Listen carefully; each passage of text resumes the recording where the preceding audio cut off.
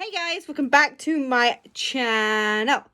So, this video will be a little bit of explaining of what's happened in the last 12 months. I know I've been very bad at posting recently. I mean, since 2023, I've pretty much been off the face of the earth. But the reason being is 23, I was having a lot of anxiety and depression, and my anxiety was really bad. I didn't want to go out. I didn't really want to do anything, and the energy I had was not for filming, if that makes sense. Like, every time I went to film, I just felt so deflated and so uninspired, and I didn't want to give you guys mediocre content, which I feel like I'm doing mostly. 2024 was probably the hardest year I have had since 2020. Beginning of 24, my dad got diagnosed with lung cancer. And he lived until 1st of May, which is literally, coming really soon. By the time I post this, it's probably been and gone, because I don't know if I'm going to post it straight away or not. But my dad passed away on the 1st of May, 2024. During that time before he passed, I was caring for him with my mum. So I've been watching a lot of American shows, so my brain's going, Been caring for him a lot with my mum. My dad's ability... The best way to describe somebody going through lung cancer... My dad was stage 4, so he was terminal. He was not going to get better. We were told that about February time that last year. It had gone it was in his lungs, and it went to his brain. It went really quickly to his brain. I think in space of maybe a month of diagnosis, it went to his brain. For anyone who's ever experienced cancer in any form, it's hard to deal with. But when you're dealing with terminal cancer, it's less about making them better. It's more about making them comfortable and ready for palliative care, which is what my dad ended up having. But also, you have to prepare yourself for saying goodbye. And my dad, if anyone who knew my dad or who knows me in real life, not just on here, knows that my dad was a very big personality. Like, he wouldn't sit still. He was very active. He would the times he was at home was rarer than when he was out, if that makes sense. He lost his ability to walk. He couldn't go toilet on his own. Like, he couldn't get up to go toilet. Basically, by the end, my mum and I were basically babying him, doing what we would do for one or maybe a baby. Like, we were making sure he had food, drink, and his medication, which towards the last 2 weeks of his dead life, he refused. Which, if you know anyone who's going through terminal cancer, that was a big sign of he was ready to go. Towards the end, he wouldn't eat, he wouldn't drink. He wasn't my dad, if that makes sense. He was my dad's body, but not my dad.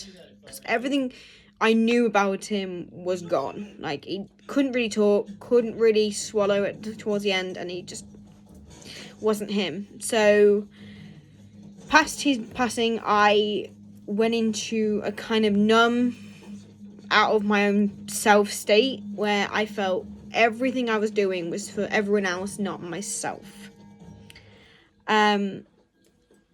3 months after my dad died, exactly, so in the August 1st, exactly 3 months since my dad died, we lost my childhood dog, Alfie, who, if you've ever seen any of my YouTube clips, or you've seen anything I've done on Instagram or in Facebook, you would know Alfie was a big part of my life.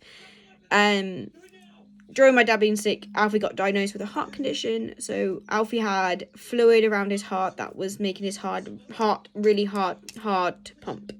So he couldn't pump his heart. So during this time, I was not only caring for my dad, I was caring for my very sick dog. So he hung on for 3 extra months after my dad died, and he passed about 5 o'clock that morning on the 1st. My mum was up with him from 10 o'clock the night before till about 5 a.m. and she got me around 2 o'clock, 3 o'clock in the morning. She woke me up to say he's not going to make it and got me to sit with him as well. By the end, he couldn't control his bowel. He was just very sick. And this is Alfie. So we went to the vet. We had to put him down, which was really hard to do. And the same day, maybe some people might say this is callous, or maybe some people will understand, I went looking for another dog.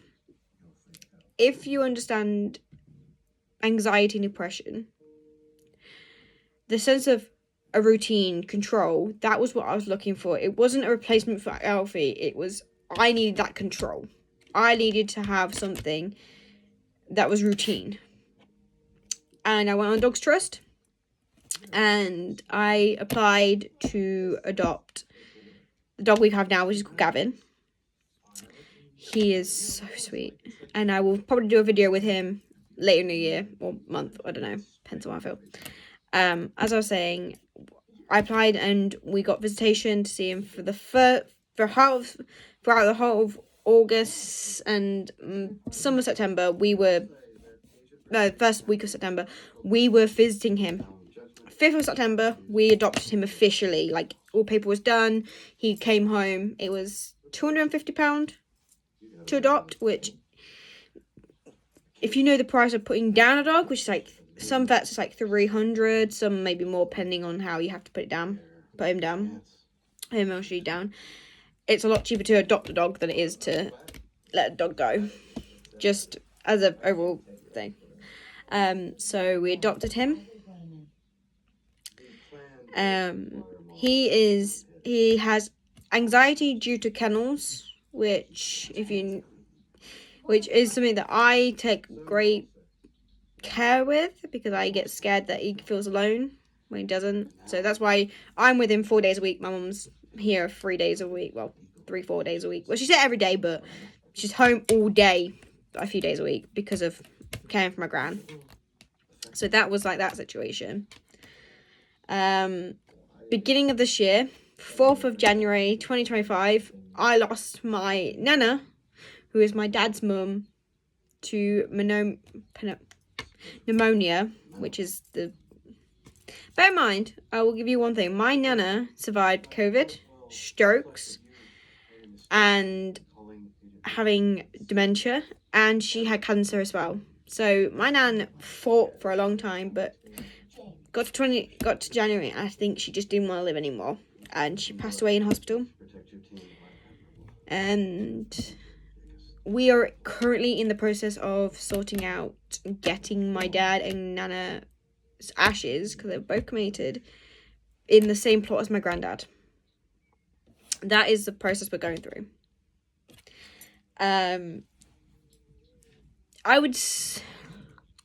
The reason I'm doing this video more than anything is to give you guys an insight of what it's like for what I've gone through. But also, I'm going to be very honest about the whole grieving process and the whole like planning a funeral for a parent. But also any hiccups that could happen. So my dad died on the 1st of May, and his funeral was on the 24th of May, which, if you know funerals, they can be quite quick or they can be quite far, depending on bookings of where you want to have the service, but also variabilities. So if you're religious, it's probably more of a process. My dad wasn't, so we didn't go the religious route. We went for something called a servant. So they are somebody who stands up. They do what a vicar does in some way. They stand up, they take the service. But also, she was able to talk about my dad like I would have been able to, or my mum would have been able to. She took what we said about him and was able to talk about him, which, when you are sitting at a funeral, if you've ever lost a parent, or even if you've lost anyone, it's so incredibly hard to then stand and talk about them. I will say I was very proud of one of my eldest brothers who went and spoke about my dad, which was really hard for him. My mum and I both opted out of speaking for him about him. It wasn't that we didn't want to. I couldn't even stop crying. Once I saw my dad in the coffin, I broke. Couldn't do it. And when I say seeing coffin, I mean seeing the coffin itself. We were given the option. Some places do, not everyone. I think most do, but depending on the area and the funeral director, we were offered to be able to see him after they've washed him, after they've put him in the clothes we asked. So before he was in the coffin, but he wasn't before the funeral. So this was like weeks before. We were offered to go see him and kind of say our final goodbyes that day. I opted out of doing that. I didn't want to see my dad dead because I had already seen him dead at home. My dad died at home. So it was a case of I didn't want to see him laid out in a coffin. It made it too real in the sense of he was dead. Seeing the coffin on the funeral day was probably the hardest thing I've ever felt, because I think even now I think it's surreal that you don't really click that's somebody that you loved for so many years and they're suddenly in a coffin. It doesn't always click. I broke down majorly at the funeral. I felt so emotional and hated in my own self. I hated that my dad had gone and that I didn't spend more time with him that I thought I should have. One thing I would say for anyone who goes through the grief process, hating the person that died is normal. I had a lot of anger towards my dad dying. I will admit I hated my dad for dying, and I hated him for it, and I was angry with him for it, because I felt betrayed by him, and I know logically it weren't his fault. He didn't plan on dying. He didn't think, oh, let's get cancer and die. That wasn't what it was. But the emotional and the unlogical side of me was so angry at the fact that he left. And I was very angry at everyone for that point. I hated a lot of things I was doing. I hated wearing makeup because I felt I was doing it to hide myself. So I didn't wear makeup for almost a year. Now I wear it occasionally, but I didn't. Everyone who's known me in life has known me that I've always had a made-up face. The last year or so, barely made-up face. Sometimes I do, depending on who I'm going to see. But my made-up face has been very hidden. I had to learn to be able to talk about my dad. It took probably almost a year for me, throughout the year between my dad dying and now, it's taken me that time to be able to talk about him and his death and the sickness and everything, to be very open about it and say I was angry and I was hating it. And I would agree that if you're ever a sibling, and this is my feelings on it, because I was a younger sibling, I did have a lot of resentment towards my brothers because they didn't have to be here every day watching dad get sicker. My second eldest brother lives in Scotland. My eldest brother has 5 kids and a family. So, it wasn't a thing of they could just be here. So, my second eldest brother did come down a lot during my dad's sickness to help out. But it was you didn't see the everyday effect of it. And there was a lot of hatred on my side for, how can it be me? Why is the youngest one dealing with it all? And I think I also had a hatred for my mum in terms of if anyone could have got him to stop smoking, because that is one of the main factors of cancer, of lung cancer, is smoke. It would have been her. And the fact that she didn't try harder, in my mind, said a lot.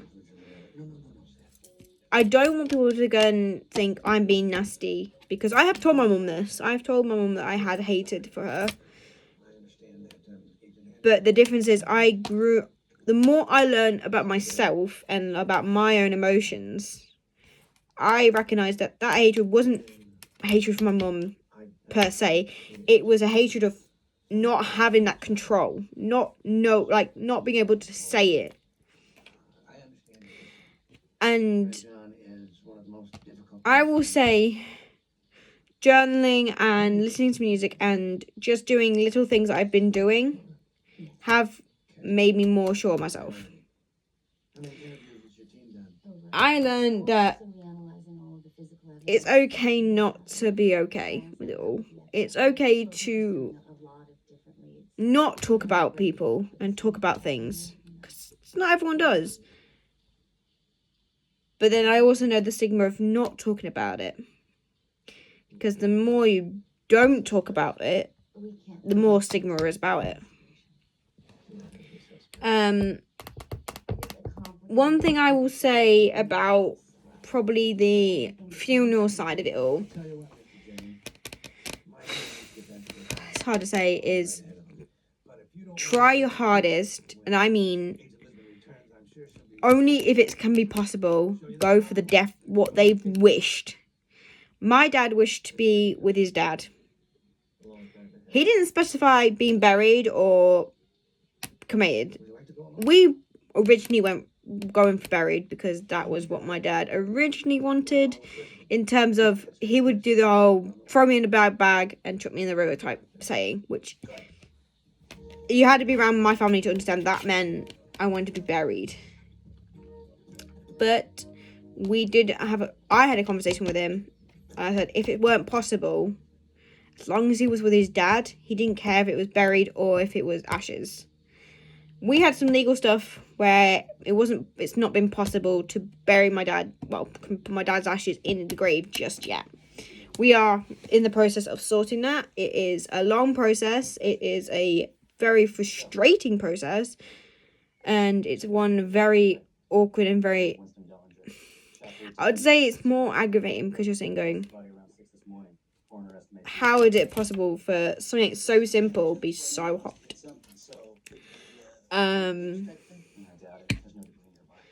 The other thing is I got a new watch this year. That was one of the positive things I did. It was more to aim for my own self. But not only that, the thing that I think people don't realise is, and maybe this is me being very cynical, a lot of people focus on the big stuff of the funeral, like the flowers and stuff. Focus on the small stuff. Like, what are you going to say about them? Or what music they were like? Because the music can say a lot about somebody more than a flower could. And it was hard to pick my dad's music and flowers and everything. But the more I took and sat and listened to music and went, is this my dad? I picked the end song for when his coffin was going into the crematorium and we were walking out. He had the song that I remember growing up him loving, and that's how I chose it.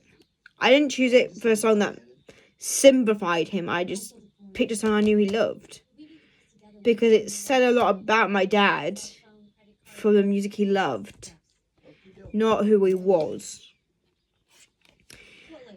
Another thing I would say about I know I'm rambling and being really sporadic, because it's hard to talk about this stuff and not get off topic and get baffled and confused. One thing I would say is, it's hard to say it now without sounding evil. Don't the one thing I'll say about death itself is don't fear it. Because the more you fear it, the more it seems like an evil thing. The reason I say that is, like I said, I watched my dad get sicker and sicker, and basically I watched him die, and it was horrible. But my mum and I both agreed that we were pretty much grieving for my dad while he was alive, in the ways of he wasn't who we knew. Like, he lost his ability to walk, we grieved that bit. He lost his ability to talk, we grieved it. And we grieved my dad losing every bit of his personality. So when it came to grieving him dying, it wasn't a big shock, and it wasn't something that was harder. I think if I kind of ignored the whole grieving beforehand and just grieved at the end, I don't think I would have ever accepted it. But grieving before he died, grieving for the person who he was losing, helped me grieve towards the end, and helped me be okay with it, and be okay with saying he's gone, but he's never gone from me. I sound like I'm crying. I'm not. It's just hard to talk about, and it's one thing that people don't realise is really, really uncomfortable to talk about. So last year I was dealing with all that. This year I'm dealt with my nana dying. And the reason I've started filming again now is my dad would always encourage me to do what I want to do, and I think I neglected this side of myself for a long, long time, and I think I needed to get back into it. There might be some music covers coming, I'm not sure. I haven't really decided. I did do some filming of some, and then I'm deciding if I'm doing it or not. I just need to figure out myself more. I will warn you now that videos will be very sporadic, and I mean very sporadic. I'm still learning how to get back into myself and back into wanting to do things. And if you can tell, I've got an earphone in. It's just because I need to listen to something other than myself talk. Because hearing myself talk at the minute, it's scary. The next video I probably will do is my skincare routine, which, if you've noticed, I'm starting to get a little bit of spots clearing up. The best thing you're going to see is if you head over to my TikTok, there will be probably things on there that I probably won't do on here. There will be shorts that are on my TikTok that are on here. So, I think I rambled on a little bit too long. So if you like this video, give it a thumbs up. Comment down below what you want to see me do, and I ask so sincerely, please do not leave any mean, nasty comments, because in a world where we are dealing with death and destruction and heartache, let's not make it harder on somebody by being horrible. You don't know what somebody's mind's like. You don't know what could tip somebody over the edge.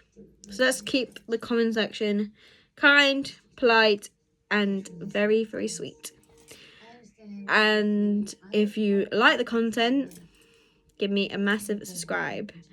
I may be posting on Instagram, I haven't decided. Again, it's one of the things where we'll post when I want and when I decide in the last second. See you guys later.